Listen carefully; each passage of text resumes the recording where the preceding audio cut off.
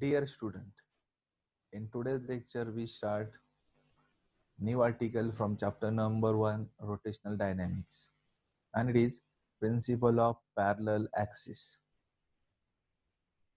So let me learn the statement of the principle of parallel axis.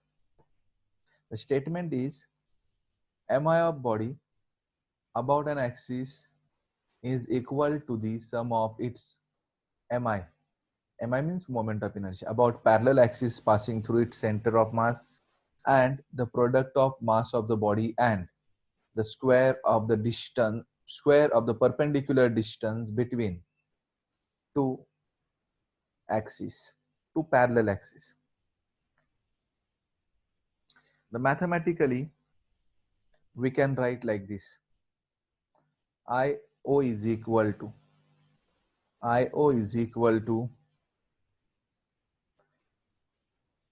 IC plus MH square. This is the mathematical statement of parallel axis theorem. In that, IO is moment of inertia of a body about any axis which is passing through point O. IC is the moment of inertia of body about an axis passing through center of mass. M is the total mass of body. H is the distance between or perpendicular distance between two parallel axes. Okay. Now let me learn the proof of this parallel axis theorem. In that we consider small element of the body whose mass is dm and which is situated at point P. So you can see in a diagram, this is a smaller mass element dm which is at point P, and this is the axis which is passing through point O, and this is the axis which is passing through point C. O may be any point and the C is the center of mass. The perpendicular distance between these two parallel axes is h. You can see in a diagram, h is the distance between two parallel axes. When the body rotates about this axis, then moment of inertia of body is IO. When body rotates about an axis passing through this point C, then moment of inertia of the body is IC. Now here we join this O to P and C to P lines, and we draw a perpendicular line from P to line OC. Okay, we drawn here perpendicular line PD on line OC. So this is the 90-degree angle. Now, the moment of inertia of element means this point, about an axis passing through the point O. So this is the axis. So axis to this element distance is OP. So moment of inertia formula everyone know, mass multiplied by distance square. Mass is dm and distance is OP. So distance square multiplied by mass, OP square dm, is the moment of inertia of element about an axis passing through point O. Similarly, by using the same formula, moment of inertia of body, now this element word replaced by body, mi of body about the axis passing through point O. Now we are writing moment of inertia of body about the same axis. Now body made from n number of particles. ठीक है, n number of particles. So the moment of inertia of body is integration of this, integration of OP square dm, and let we call it as a IO. This is the moment of inertia of body about an axis passing through point O. The moment of inertia of element, now again element, about an axis passing through point C. Now this is this point C. And the moment of inertia of element about an axis passing through point C is mass multiplied by distance square. Distance is Cp. So distance square Cp square multiplied by mass dm. So this is the moment of inertia of element. Similarly, we can write by using similarly for body, we can write moment of inertia of body, this element word replaced by body, about an axis passing through point C is integration of this, integration Cp square dm. So we get formula IC is equal to integration Cp square dm. From figure, so let me consider the triangle OPD. You can see this triangle OP and this point D. This is right angle triangle. We use Pythagoras theorem. So we can write OP square is equal to this OD square plus PD square. Okay, in the next step, this OD is written. This OD is written OC plus CD. So in a bracket, OC plus CD bracket square. Now this we can expand by using A plus B bracket square expansion in the next step. So we get OP square is equal to OC square plus twice OC into CD plus CD square plus PD square. But here, if you see this triangle CPD, in that triangle, this CD square plus PD square is Cp square by using Pythagoras.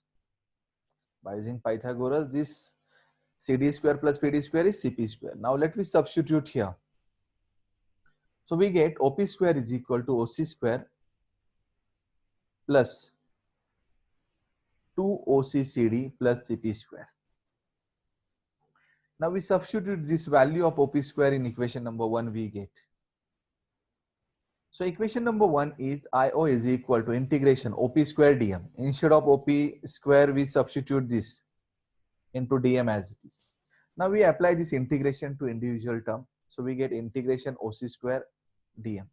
Integration 2OCCD into dm. Integration Cp square dm. Then this OC, if you see the diagram, this OC represent H. So OC square is H square and it is constant, so taken out. So H square integration dm plus this 2 as it is outside. OC is again H integration CD dm plus Cp square dm. But here integration of dm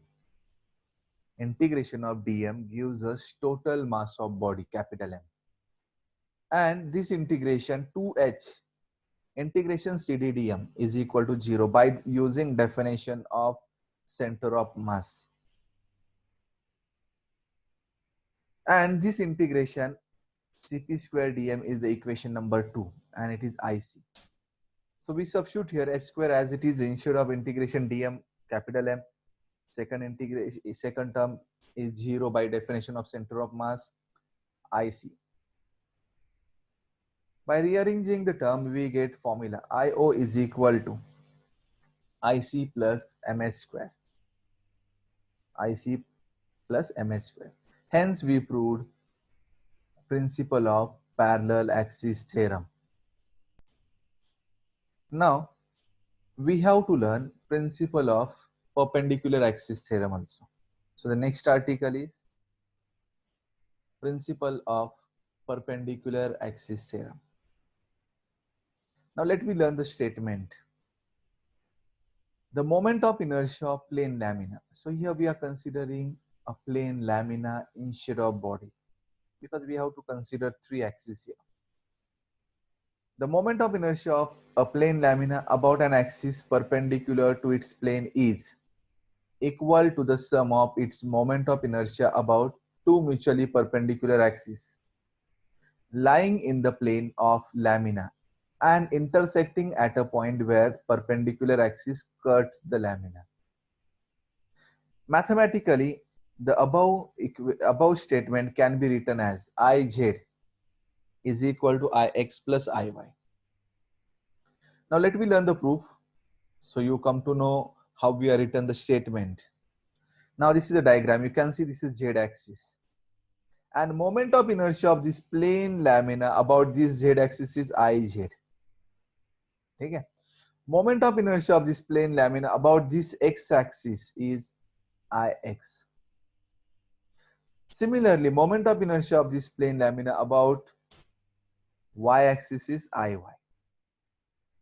You can see here this z axis is a perpendicular axis. Means z axis is perpendicular to the lamina. Second thing is x axis and y axis, they are mutually perpendicular to each other. The angle between x and y is 90 degree, and they are lying in a plane of body. They are in a plane of body, and these perpendicular axes touch this plane where these two axes x and y intersect. This is the point of intersection of x and y, and at the same point this z axis touch. You can see here the moment of inertia of plane lamina about an axis perpendicular to plane, means iz, is equal to, this sign is equal to sum of this summation sign, sum of moment of inertia about two mutually perpendicular axes, ix and iy. These are the moment of inertia about, these are the two mutually perpendicular axes, x and y axis. So about two mutually perpendicular axes lying in the plane of lamina, x and y, you can see here they are lying in a plane of lamina and intersecting at a point. X and y axis intersect at this point O, intersecting at a point where the perpendicular axis cuts the lamina. You can see here this perpendicular axis cuts the lamina at point O, and at that point O only these two axes intersect. Now we start the proof. We consider this lamina, okay, and these are the three axes. Now we consider a small element P. You can see here the element P, whose coordinates are x and y. X and y are the coordinates of the point P, or the element, small mass element whose mass is dm. The procedure is very much similar to the previous article. Initially, we have to consider element, moment of inertia of this element we have to find out about x-axis, and for this lamina we get by integrating that. Similar manner, about y-axis we have to find out for this element, and then for lamina we get by integrating that equation. Similarly, for moment of inertia of element about z-axis we have to find out, and when we are writing for plane lamina we have to integrate that. Now let's see. Moment of inertia of element about y-axis is, so this is the y-axis. So y-axis and the point P, how much is the distance? Distance is x. So distance square into mass. Distance is x. So distance square, x square into dm is the moment of inertia of element about y-axis. Therefore, moment of inertia of lamina about y-axis is. So moment of inertia of lamina we can represent by symbol. It's about y-axis, so iy we can write. Iy is equal to integration of this. So iy is equal to integration of x square dm. So let me name it equation number 1. Similar manner about x-axis and y-axis, z-axis also we have to write. Next one, moment of inertia of element, again element, about x-axis is. So you can see this is the x-axis. X-axis to this element which is present at point P, distance is y. So distance square into mass, y square dm is the moment of inertia. Therefore, moment of inertia of lamina, now about lamina, the element word is replaced by lamina, about x-axis is. So it's about x-axis, so we can write it as a ix. So ix is equal to integration y square dm. Integration y square dm. Equation number 2.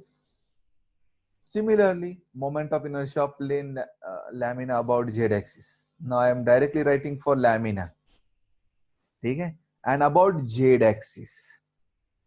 About this z-axis. You can see here z-axis and the element distance is OP. So integration of OP square dm about z-axis. Now by using Pythagoras we can find out OP. If this angle is 90 degree, yeah? So you can see here the angle at M is 90 degree. Okay? And this is distance x, so this distance is also x. Okay? This OM distance is x.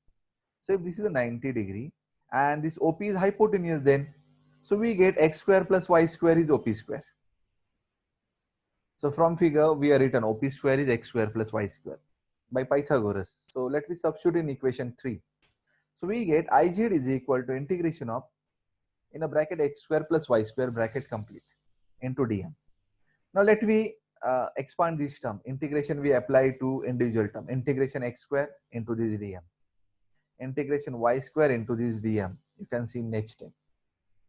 This integration x square dm is the equation number 1.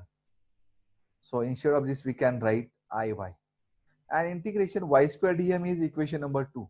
It is ix. It is ix. So we write iz is equal to iy plus ix. Hence, we proved principle of perpendicular axis theorem. I hope you understood this proof. Now, next article we have to start. And it is moment of inertia of uniform ring. What is the moment of inertia of ring that we have to derive in this article? So we consider a ring, and you know that mass of the ring is uniformly distributed on its circumference. So we consider here ring. We are considered here the thickness is negligible. So we are not considering a larger thickness of this ring, negligible thickness. You can see the word negligible. And radius of the ring is r. We consider the mass of this ring is capital M. Capital M is the mass. If this ring is rotating about its own axis means you can see here this axis which is passing through the center of this ring and perpendicular to the plane of ring. Its entire mass M is practically at a distance equal to radius. You can see, so its entire mass is practically at distance r. Okay? It is practically at a distance r. Therefore, the expression for moment of inertia. You know that moment of inertia is mass into distance square. So I can write here moment of inertia I is equal to mass into distance square or square of the distance from axis. So mass is capital M and distance, you know that distance of this mass is capital R. So we get formula for moment of inertia of ring. I is equal to mr square. This is expression for moment of inertia of ring about an axis passing through center and perpendicular to the plane of ring. Now we have to learn cases. Means you can see this axis. This is the axis passing through center and perpendicular to plane. If we change the axis, the position of the axis, then what is the moment of inertia of ring? Some cases we have to learn here. So the case number 1. Moment of inertia of ring about diameter of ring. You can see here this is a ring and this diameter, this is a diameter. This is also the axis which is along the diameter.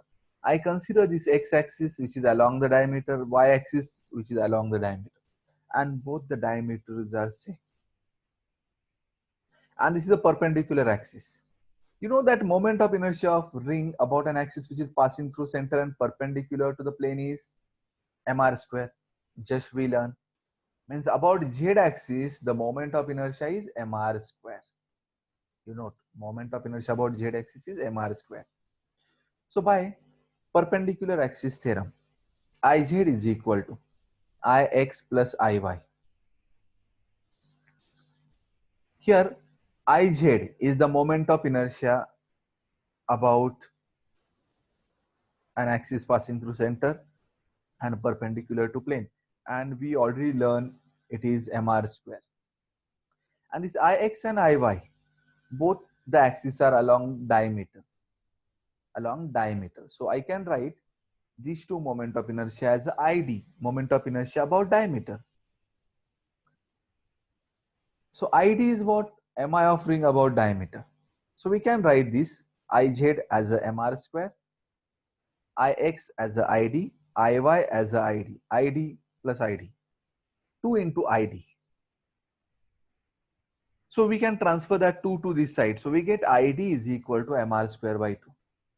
And this is moment of inertia of ring about axis which is along the diameter of ring. Now the case 2. We have to learn second case. MI of ring about tangent in plane.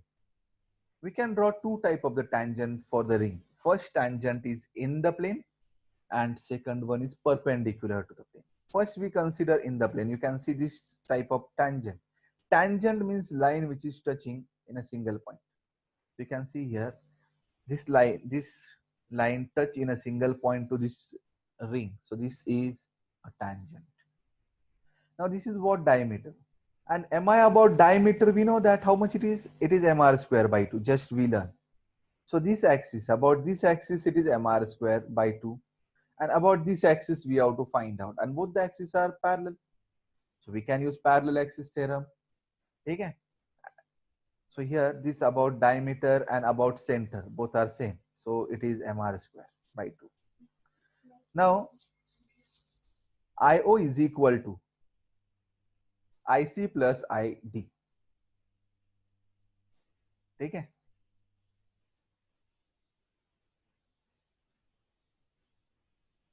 So here we can write IO is equal to IC plus MH square. Sorry, here instead of ID, we have to write MH square. Okay, here instead of this, we have to write M H square. MH square we have to write. So this M is the mass, H is the distance between two parallel axes. So IC is what? mr square by 2 that we are written here. And M as it is. H is what? R. So R square. So mr square by 2 plus mr square. We get 3 by 2 mr square. This is the moment of inertia of ring about tangent in its plane. 3 by 2 mr square. Now next.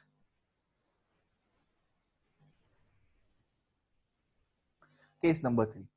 Moment of inertia of ring about a tangent which is perpendicular to its plane. You can see diagram. This is a ring and this is a tangent which is perpendicular to the ring. And this axis is passing through center and perpendicular to the plane of the ring. About this axis, moment of inertia is mr square. And about this axis, we have to find out. We can use parallel axis theorem. So here, IC is equal to mr square because in the beginning we learned moment of inertia about this axis is mr square. So here, again here, some mistake is there. So it is mh square. Okay, it is mh square. So IO is equal to IC plus mh square. This is the parallel axis theorem. Now IC is how much? mr square. So that we substitute m as it is. Instead of h, we write r. So r square we get. It's a h square, so r square we write. Now mr square plus mr square, 2mr square. Mr square plus mr square is 2mr square. So here we get moment of inertia of ring about a tangent which is perpendicular to the plane of ring. I hope you understood this.